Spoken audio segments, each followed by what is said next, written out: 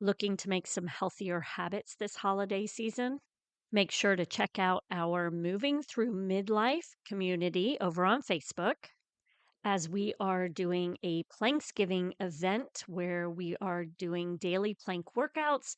We will be doing an Advent for healthy, happy hips this holiday season, and then also have a sugar challenge, a 2-week sugar challenge that you might be interested in.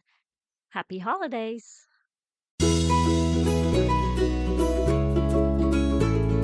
Welcome to Raising Healthy Humans, a podcast created for busy moms, where you can easily find info on health and wellness for your family. Join Courtney, a health coach, movement and posture specialist, and founder of FormFit, an active and supportive community where she helps busy moms move more. Here on Raising Healthy Humans podcast, Courtney shares her personal life experiences, training, knowledge, and conversations with other health and wellness experts so you can raise healthy humans.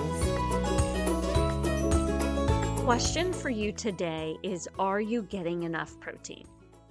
Are you, mama, and your children getting enough protein?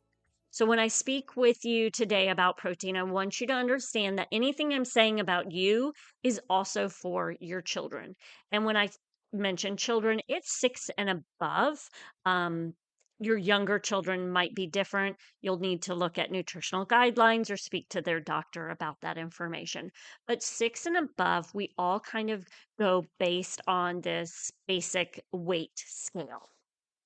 So, protein is one of those macronutrients that your body needs to not only survive, but thrive. And many of us, when we think of protein, we think of muscle building, but it is not just that. It is imperative for, yes, muscle growth, also for your bones, your teeth, your hair, your nails. It contains 22 amino acids that your body uses to make muscle and bones, hormones such as dopamine, enzymes, neurotransmitters, and antibodies. It is imperative for repairing the wear and tear of the body. Protein is extremely important to your overall health, to your brain health, to your immune health. All of these things imperative for. It also helps you to feel satiated longer. So those of you who are noticing that you're snacking a lot throughout the day, or that after you eat a meal, you're hungry again, I want you to go back and I want you to look at how much protein you've eaten. Think about, how much protein did I eat today?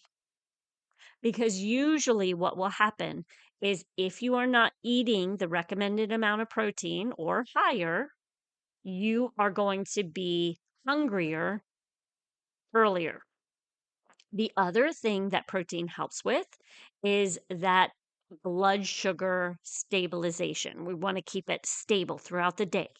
We don't want those insulin spikes, because what happens when we deal with those insulin spikes, we've got that roller coaster ride of emotions, hunger, tiredness, all of that. So we want to work on trying to keep our blood sugar nice and stable, just kind of humming along throughout the day. And that's where protein comes in.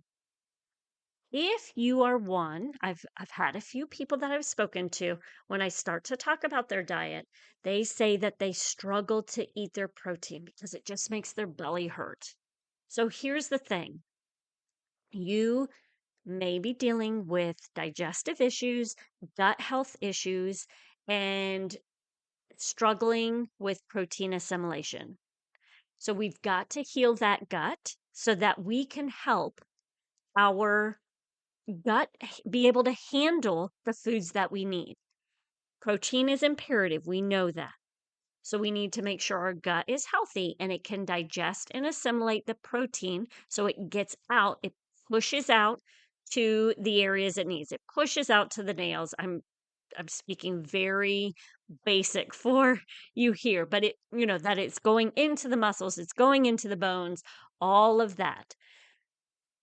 One thing to pay attention to: if you are gassy and you got the sulfur smell, That usually means that you've eaten too much protein or that your body is not assimilating it properly. It's getting down into the intestines. So we need to make sure that we are digesting things properly. So head back to episode 85, where I talk about eat more vegetables for gut health. I go into gut health a little bit more. The other thing that I want you to practice is slowing down your breathing when you sit down to eat so that your body knows it's going into a rest and digest phase. Chew your food more thoroughly. I've heard to try to go for 20 bites to start. That doesn't mean you count every bite, but if you start like the first 3 bites, you work towards 20 bites, it will help you to chew longer. You may notice that you want to swallow that first bite within 5 or 6 bites. Push through to the 20 for those first few bites. And then after that, you should get to about 10, 12, depending. We 5, 4 or 5 is too low. 20 is probably too high. So just try to work through that. And the only reason I stopped is 20 is not probably too high. That's probably what we should be doing, but most of us won't. So that's okay.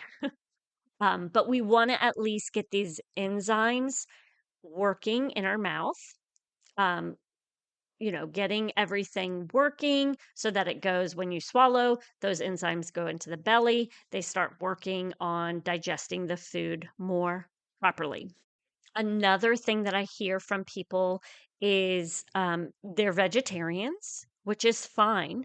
I want to make sure you understand, though, that if you are a vegetarian, you need to make sure that you are still getting all of the nine, not all of acids. There are 9 essential amino acids. We want to make sure that you are getting those 9 essential amino acids each day into your diet. And if you are a vegetarian, it is much more difficult to get there. It is not impossible. It is more difficult because a animal-based protein has the 9 essential amino acids. Vegetarian, you need to look at grains, beans, nuts, and seeds. So, not just any one of those. You have to do your beans and grains and then also your nuts and seeds because they each contain some of the amino acids. So, you've got to combine them, make sure that you're eating those. And the reason I'm saying this is if you are not getting those on a daily basis, your body does not know what to do with the protein. It's not going to use the protein effectively that you did eat in that day. So you have to get those 9 essential amino acids for your body to use the protein effectively. I highly encourage you, if you are a vegetarian, children, if they are practicing being vegan or vegetarian, you work with a nutritionist. You don't have to for a lifetime.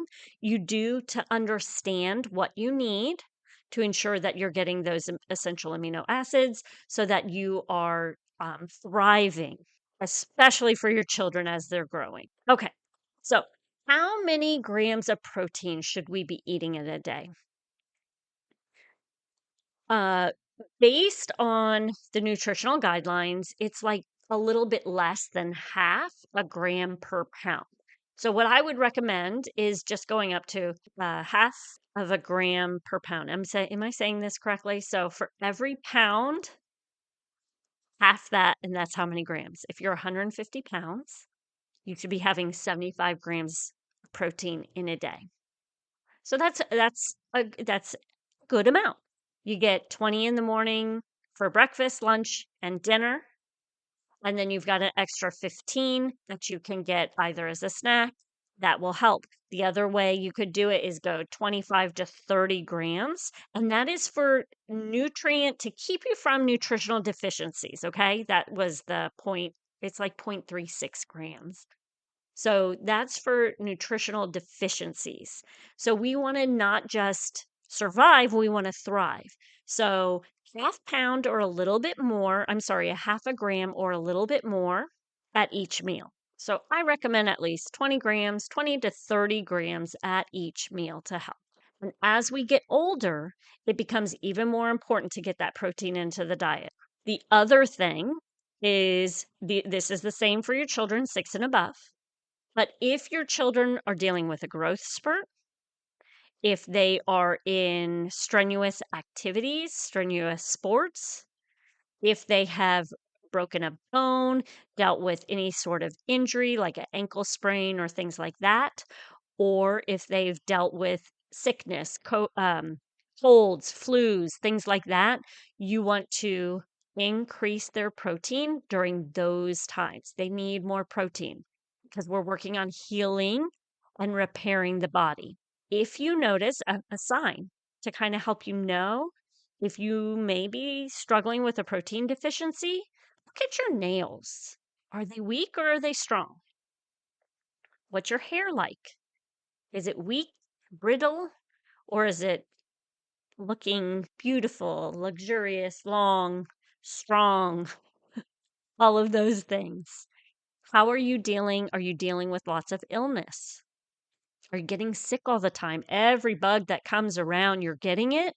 Maybe a protein deficiency. So, three of the top protein sources, and I'll give you a little bit more than three of them, but the top three proteins, based on how well the body uses the individual amino acid components, whey protein. So I just want to make sure you understand. So whey protein is not just from cows. Whey protein is also from breast milk. That is the main protein in human milk. Okay.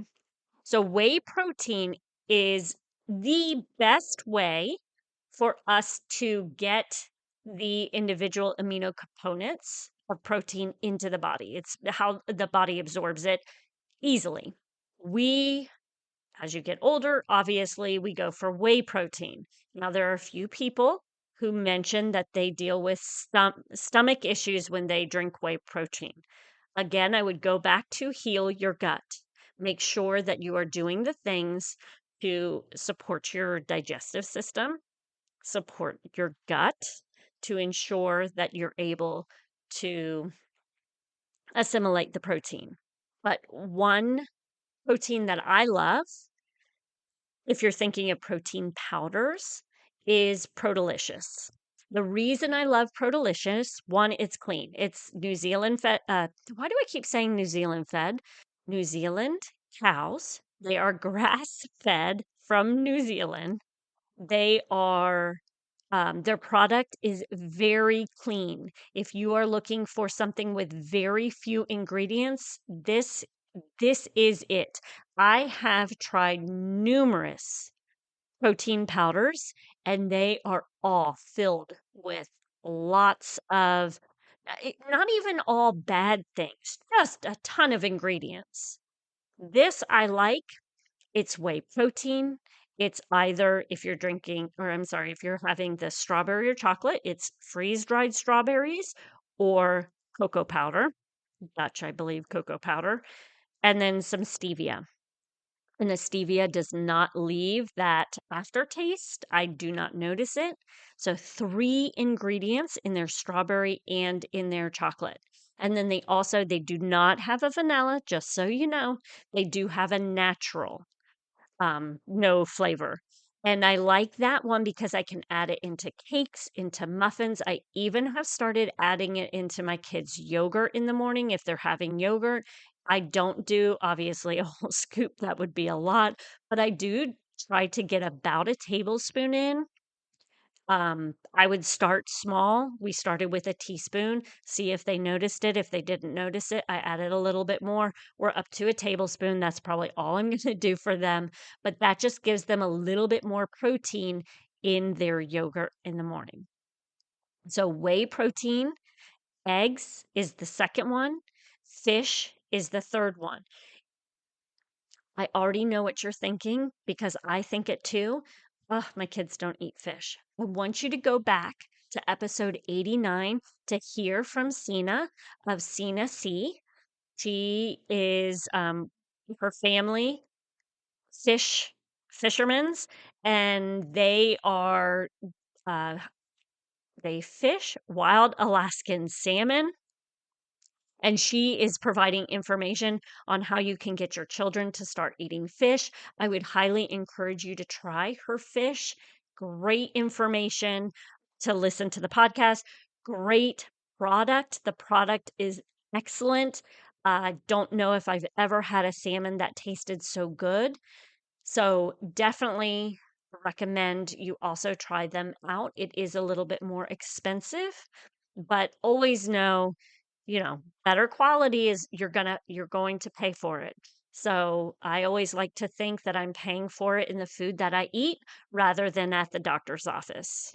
So that's my way of thinking with all of that. I hope this information helps you. I encourage you to try to work through eating healthier proteins. If you have questions about what type of protein, dairy, there's meat, always look for organic grass fed if you can afford it. If not, you just want to work towards eating cleaner products.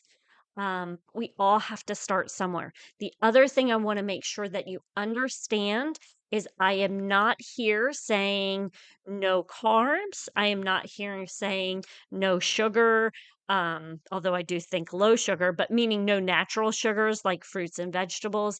I do not believe in a specific diet. I encourage you to eat all of your macronutrients. I do not feel like you need to focus on any one specifically. I just want to make sure that you're getting everything in that you need, that you're also supporting your children. Don't create a situation where they're eating a specific diet. Help them to make smart choices for longevity. What I'm hearing is so disappointing. I believe they said 93% of Americans are not metabolically healthy. This is terrifying, as most of our illnesses come from metabolic health. I encourage you to work on helping your family eat healthier, less processed foods, less processed garbage sugar. Eat more healthy foods, eat more healthy protein, eat more healthy fats, eat more grains, eat more nuts, seeds, fruits, and vegetables. I will get off my tangent here. I hope that this provides you information, helps to support you. If you have questions, feel free to reach out to me. I'm here to help. If I don't have the answers, I will always help you find them or find someone to help you as well. I hope you all have a wonderful day and make sure to keep moving.